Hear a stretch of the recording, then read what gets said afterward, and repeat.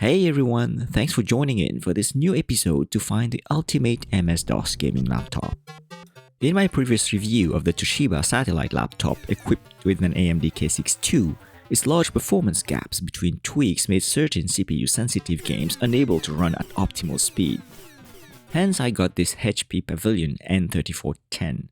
It is one of the few models with an AMD K6-2 Plus processor that lets you adjust its frequency multiplier for finer performance control.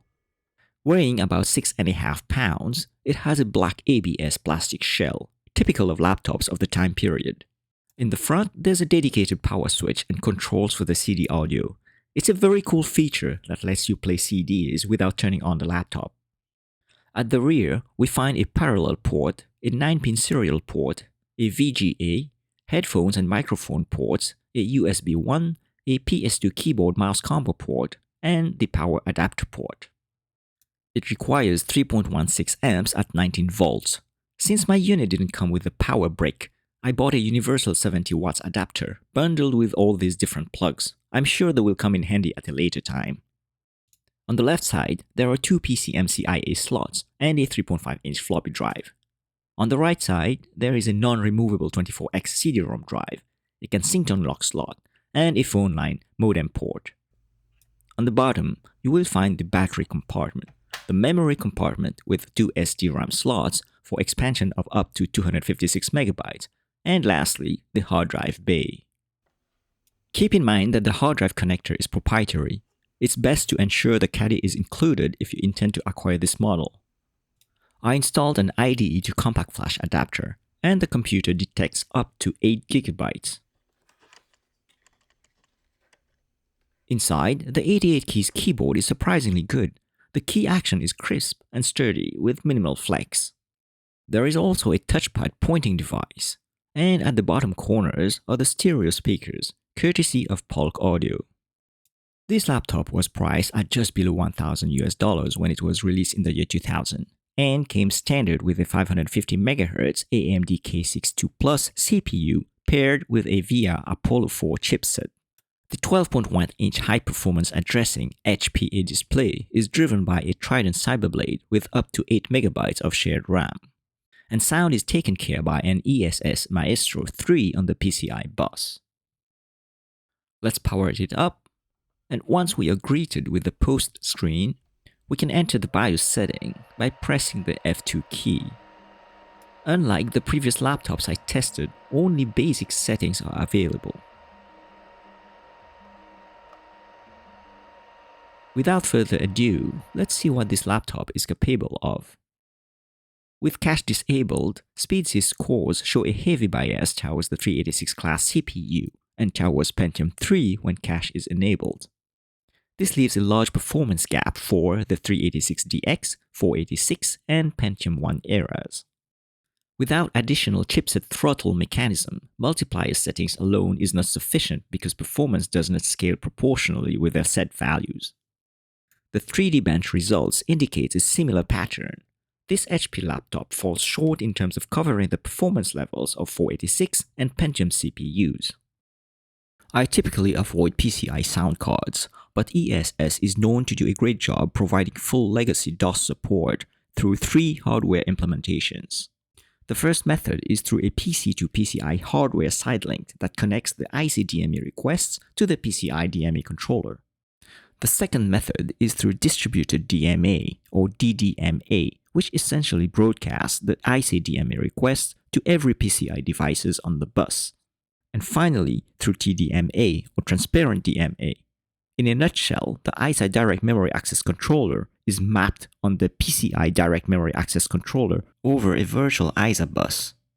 The ESS audio utility is used to initialize the sound card, but it does not allow you to configure the address, IRQ, or the DMA channel. And here we go for the first game, Prince of Persia.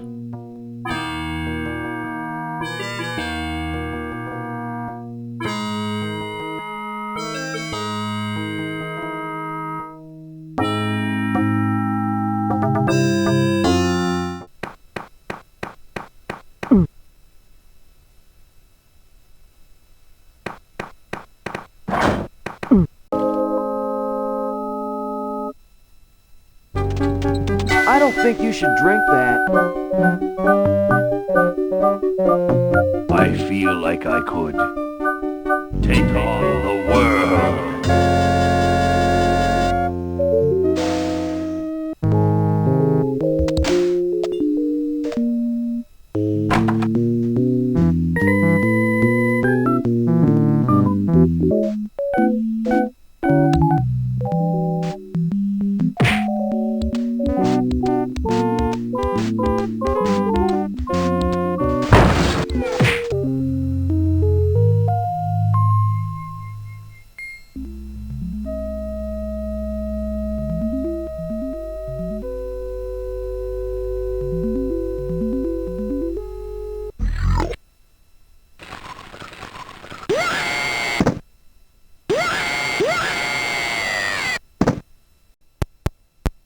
Sound Blaster compatibility is great.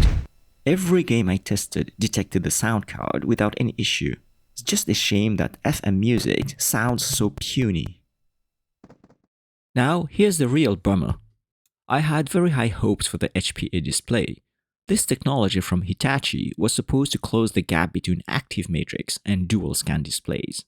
While contrast and color don't look too bad compared to TFT displays of the time, unfortunately, the ghosting is terrible, making it unsuitable for any game that have even the slightest scrolling.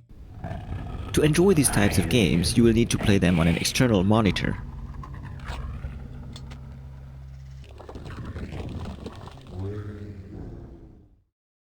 I was really hoping to get Ultima 7 to run at perfect speed, but for some reason, it will override the setmul setting and reactivate the CPU cache, and there is no BIOS option to force disable it, resulting in the game running too fast. On the positive side, when it works, granularity of the CPU multiplier enabled Wing Commander to pretty much run at the perfect speed.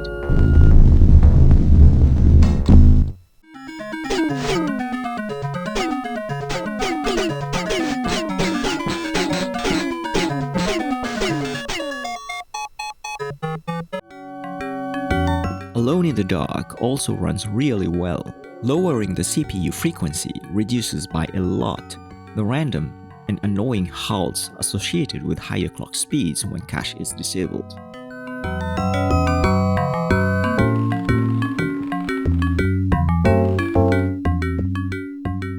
I did a quick 3D Mark run in Windows 98 for good measure and obtained a score of 1261 at 800x600 at 16 bits. So here are my key takeaways from this laptop. The AMD K6-2 itself has great potential, but only if the chipset and BIOS supports additional throttling control to get the maximum out of the multiplier setting. Secondly, do yourself a favor, stick to TFT active matrix displays. And finally, although the ESS Maestro provides excellent compatibility in pure DOS, the FM sound quality is just terrible. In conclusion, due to the poor screen performance and overall underwhelming qualities, I cannot recommend this laptop. I'm giving it a score of 3 out of 5. I hope this review spared you from some headaches. Thank you for watching, and stay tuned for my upcoming review, the Toshiba Libretto 70CT. As we are in the early stages of this project, I'd love to hear about your thoughts on the review format, desired features, and tests that are all valuable in improving the channel and serving the retro gaming community. And if you enjoyed and find any value in this content, I would greatly appreciate your support by giving it a thumbs up and considering subscribing to the channel. See you later.